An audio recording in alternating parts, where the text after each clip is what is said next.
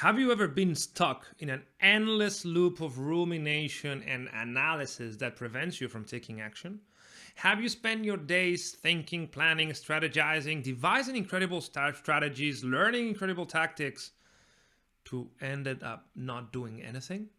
If so, you may be high IQ, but very low on a crucial element that all high performers have. By the end of this video, you're going to have a clear understanding of what it is and, more importantly, how to solve it. Let's get to it.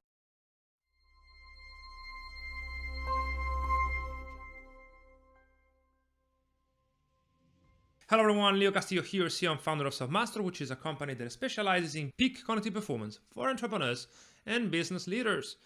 We help people grow personally and scale their businesses by fixing their personal performance. If you're new to the channel, consider subscribing because we release a few videos every week to help you grow and scale at much faster rate. So today I want to discuss what's analysis paralysis and why this is where most high IQ people that underperform tend to find themselves. See, high IQ people that are highly intelligent, they tend to gravitate towards thinking as the preferred method of solving problems. They believe that anything and everything has a rational solution, has a way of providing an answer intellectually. So they never experiment, or they seldom take too long to actually put a plan into action. And therefore, they're oftentimes outcompeted by people that may not be as bright intellectually, they may not have as high IQ as they have, but they are able to execute at 10x speed. So guess what happens? They get a lot of feedback, a lot of data from the field of play that they can use to refine their own models of what they're trying to achieve.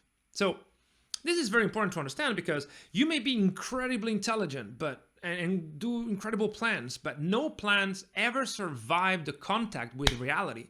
In fact, Dwight D. Eisenhower, the general that led the troops in the D-Day in Normandy in June 1944, and then became the president of the United States, he said that plans are useless, but planning is crucial. But in any case, what he meant is that those plans are useless because one, confronted with reality will going to show you a different way. So if you spend too much time devising plans, you're just wasting your cognitive resources. And somebody that has a worse plan, but has taken the time to actually think what they're trying to achieve, well, it's going to get much more data and it's going to refine that model much faster than you do, and therefore get better results, which is why there's a trap if you are high IQ that you need to avoid. Then how can you avoid that? Well, there's a few strategies, obviously, but the main idea is to ship as fast as possible, but not faster. Meaning you need to have some sort of idea of what a V1 prototype might be, and then work 80% down the line to get it done. Meaning that there's no use in having a perfect product.